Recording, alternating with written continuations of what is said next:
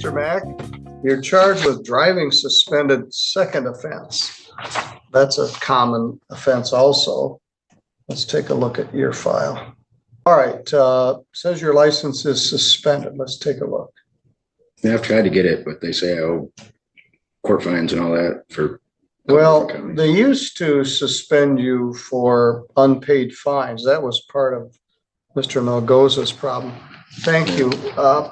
This gentleman, Mr. Melgoza, got a DWLS and no insurance. Okay. And he said there was a mistake regarding his driver's license, and we reran a brand new driving record, which is attached, and he's not suspended. At least he isn't as of today. So he may have some issue with his insurance. He had to pay $750 to get his car out of hock. Oh my goodness. Okay. So if you could see what, if you could help us with that. Thank you, Melissa. Yeah, sure. No problem. All right, Mr. Mack, you got in an accident in Kalamazoo in October of 23. Your license was suspended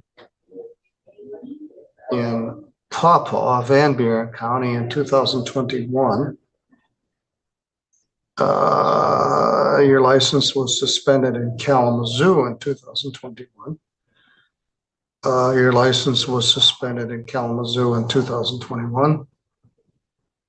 Then you had an unlawful use of a license in 2021 in Kalamazoo. Unlawful use of the license? Well, that's a lesser charge of driving suspended. Oh, all right. Another drug, boy, yeah, bad year in 2021. Holy smokes. You got like 5 DWLSs in Kalamazoo in the same year. Yeah, I lived in Schoolcraft. Actually, that was why. 6. And then you didn't pay some of the tickets. Holy smokes. A lot of jail time from those, a little bit. All right. Well, you live out in the country. You have a hard time getting back and forth to work. Golly, here's another one. You've been suspended for many, many years. Back to 2013, you have a bunch of unpaid tickets. They used to suspend you for unpaid, gosh, must have 10, 12, 15 driving suspendeds.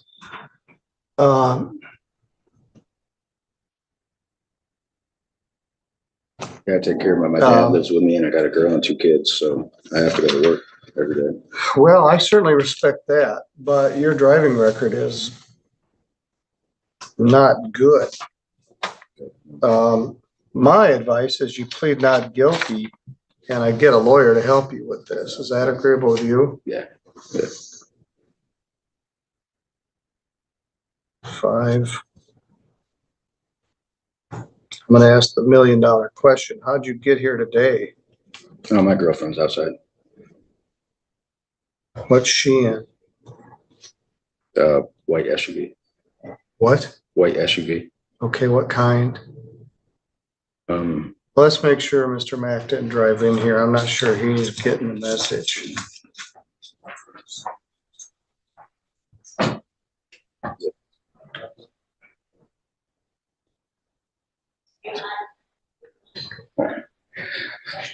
Yeah, so I definitely did drive myself.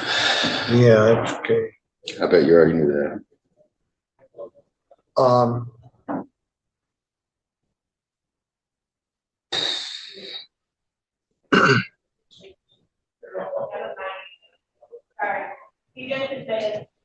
Supposed to be at work right now. Plead not guilty.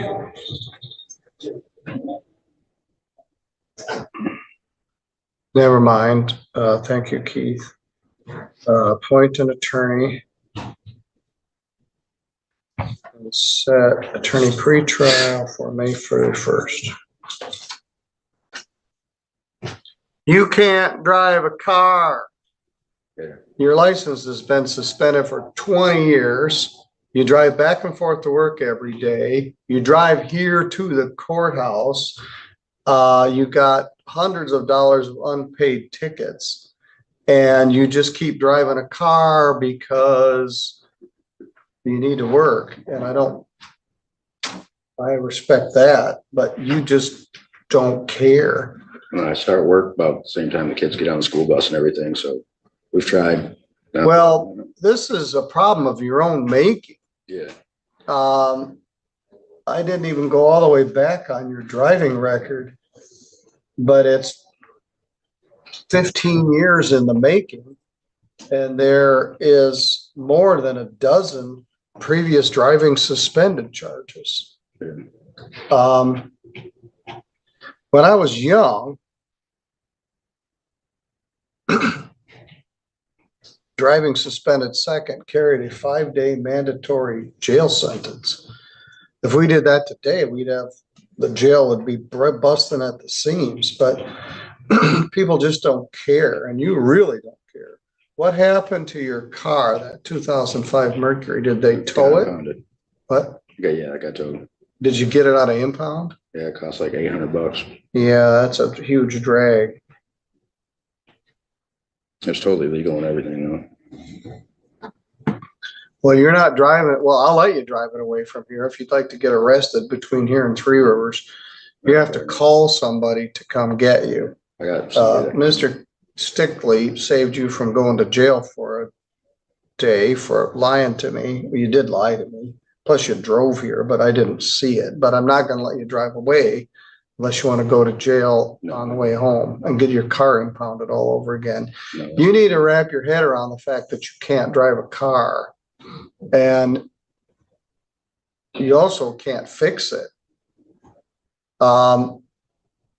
They no longer suspend you for unpaid tickets, which I don't agree with, frankly, but they also suspended you way back when for a drug charge. They don't do that anymore either. But you are a classic case of a guy who got on the driving suspended merry-go-round and couldn't get off of it back in 2010. Gosh, you already suspended in 2010. 2006. Lost a lot of cars. Yeah. 2001. And that is also in the bad old days of driver responsibility fees, which is the worst piece of legislation ever passed in the history of the Michigan legislature. And that's what got me started. Governor Jennifer Granholm was the governor at the time. So you got sideways several different ways: unpaid tickets, unpaid driver responsibility fees, and a drug charge. And then you kept driving. Wow. I've seen a worse one than this, but not very often. There may very well be jail in your future. You can't just keep driving a car and driving to court and think there won't be a consequence. And they give you fines and you don't pay the fines.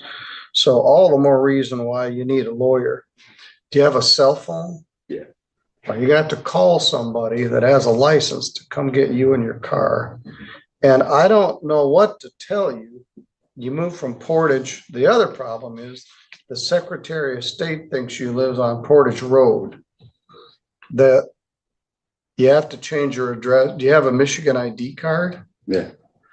You have to change your address with SOS. Oh yeah, I did pay for a new ID. They got switched in the address. Do you have it in your pocket? No, it never came. I paid for one after I moved in and it should have came, but it got messed up in the address change. They also don't forward your mail. I had a nice lady who was a visitor from North Carolina, who was a postmaster in a town in North Carolina. It used to be easy to change your address with the post office. You just go in and fill out a change of address. I did that. Well, I could go in and change your address. Yeah. And drop something off and change your address to Nairobi, Kenya. And now it takes 2 steps and ID. So it's hard to change your address with SOS. It's hard to change your address with the post office. What shift do you work? First. So you're missing work right now? Well, you're also gonna have to miss it on the 31st in the morning, but I apologize. What I'm gonna do is I'm gonna give you a piece of paper with your attorney's name and number on it. I want you to call this and discuss it with them. All right. Then maybe somebody from work can come over here and pick you up and get you to work. Yeah, I'll have my dad picked up. But if you'd like to do the summer at the jail mowing lawns as a trustee, No, my advice is you drive again. And then we got a spot for you. But this is gonna be hard to undo this. And it didn't happen overnight and it's not good. You didn't make it any better by driving here, but I'm not gonna incarcerate you because you came clean. I appreciate that. All right, you go with the court officer and call somebody to come get you in your car.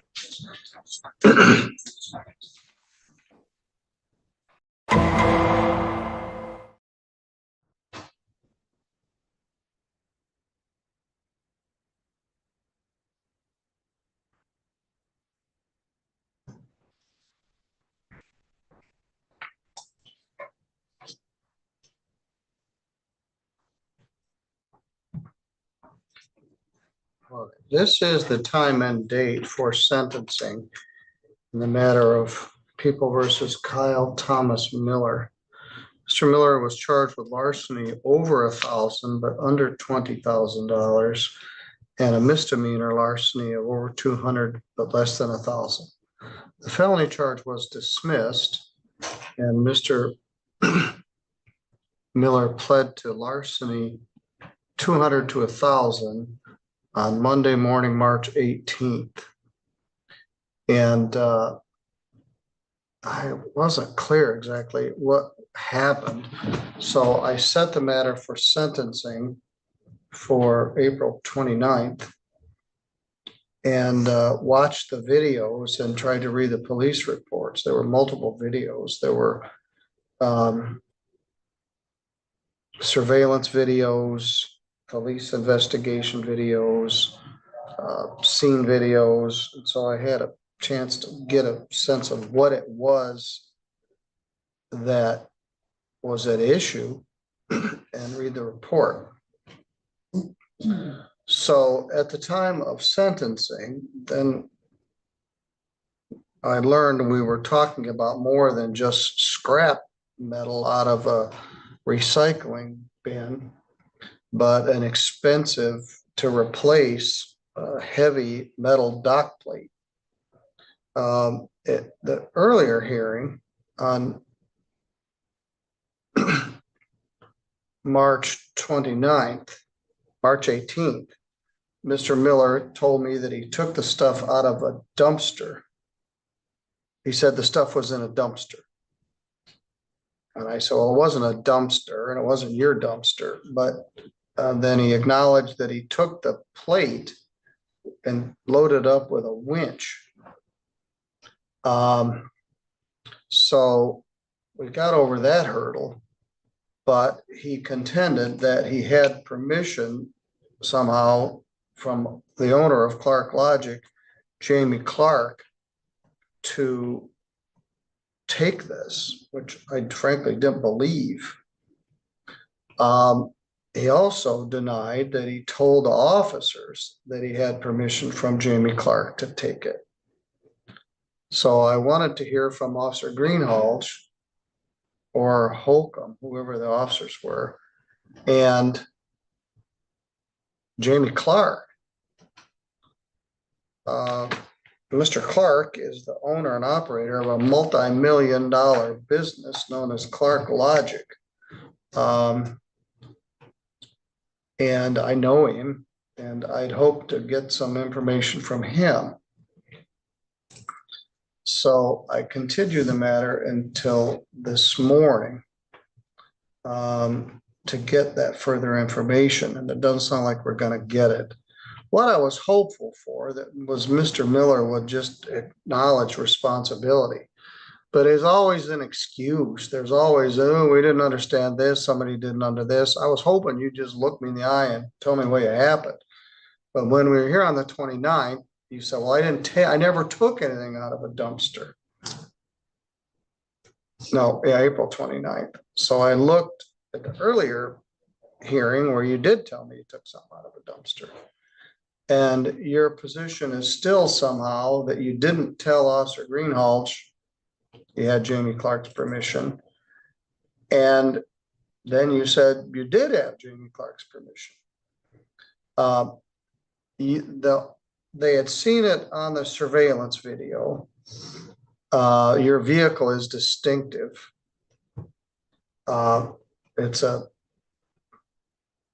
You run a handyman business, and it's the kind of vehicle that would be for that. It had ladders on the side, and you had a trailer. One of the employees of Clark Logic saw you at Little Caesars and took your picture.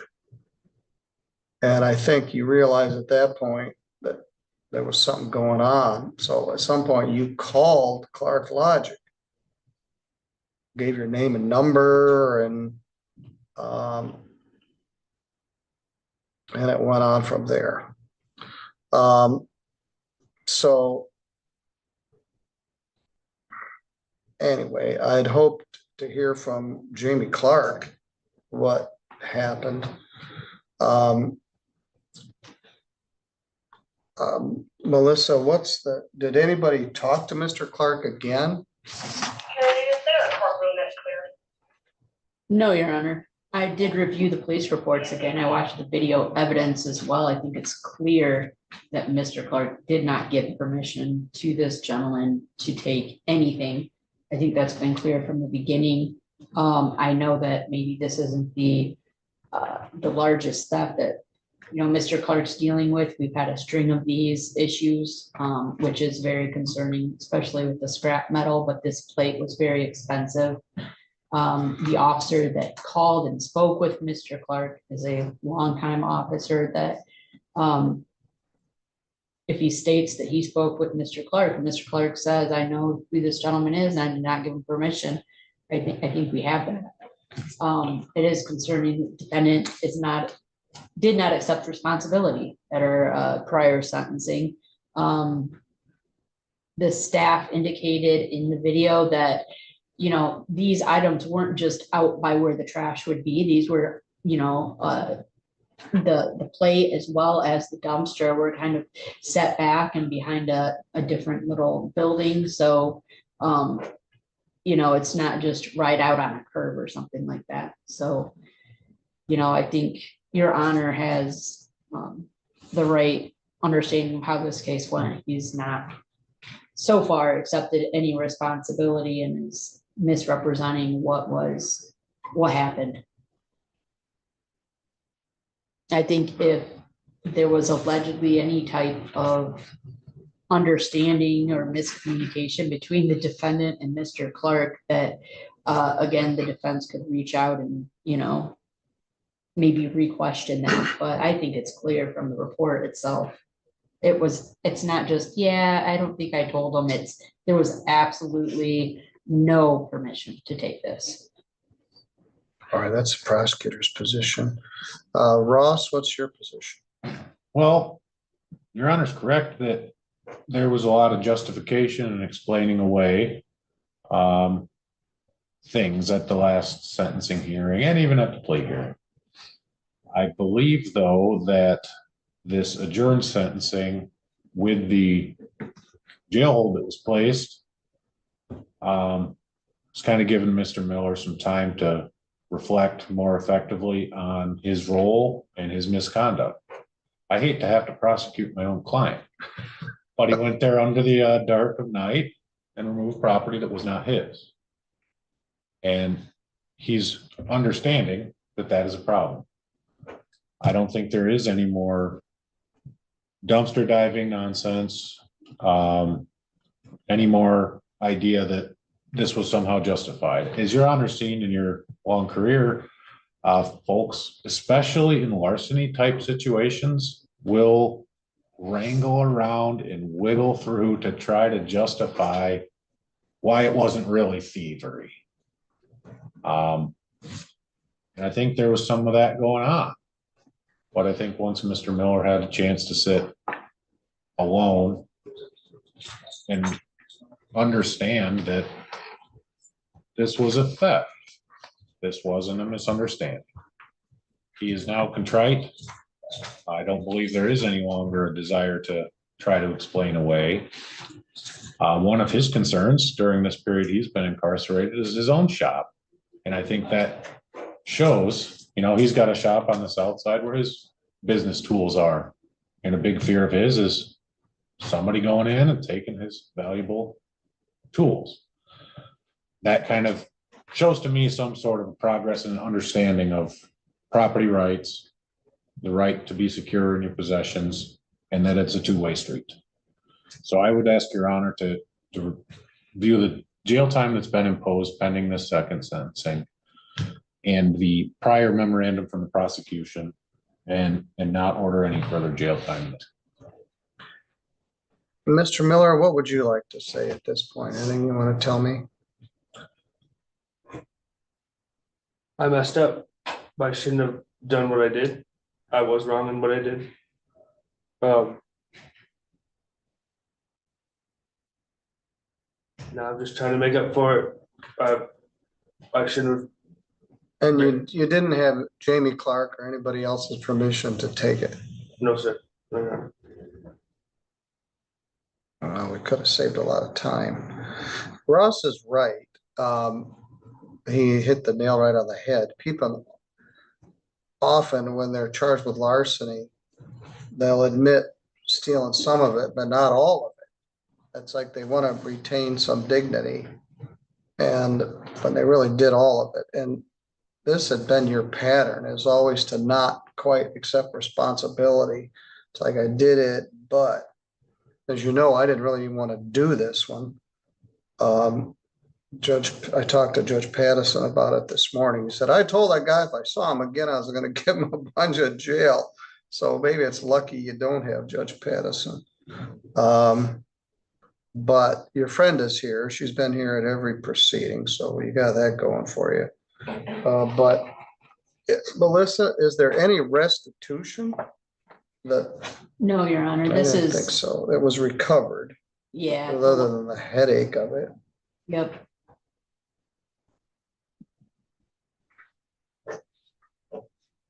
And we didn't have to drag. In fact, I was going to call him up. If he didn't acknowledge, I was going to call Jamie Clark and ask him what happened, but we didn't have to do that. If that had happened, you would have got a lot of jail time.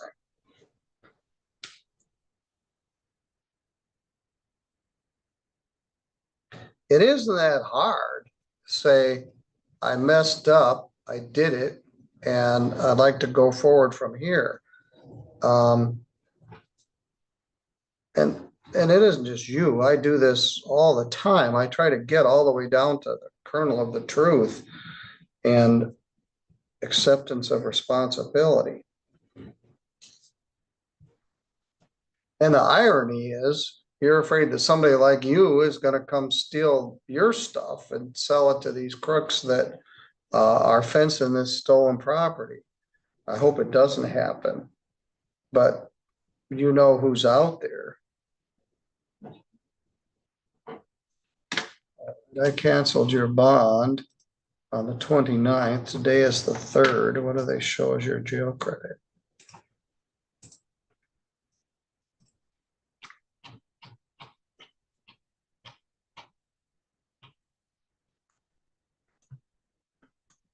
I think your lawyer's wise too. Your acknowledgement of responsibility is the difference between 10 days in jail credit 4. You might have another day up front.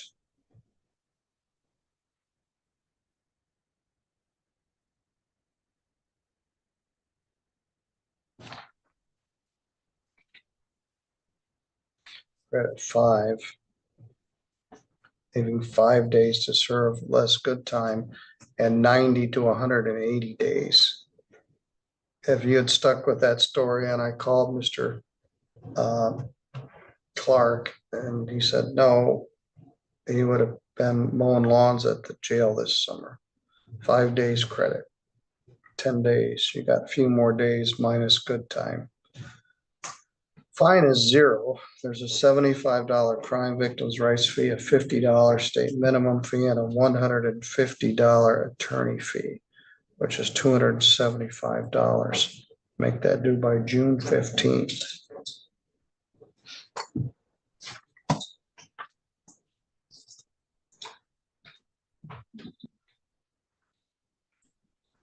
When you get out, I hope you're not like looking for the next scam or some, you got a business going, maybe you could make it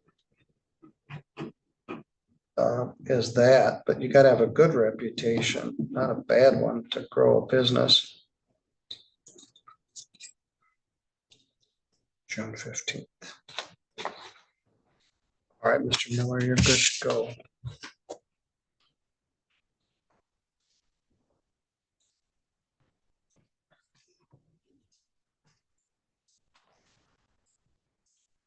Thank you, Ross. Thank you, Judge.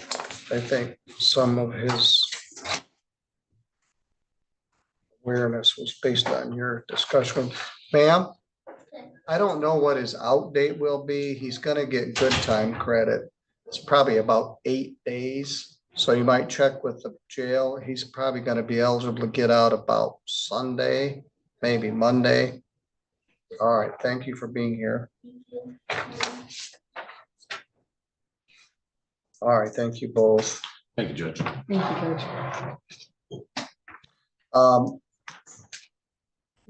Yeah, you said bench warrants on both Terry Phillies.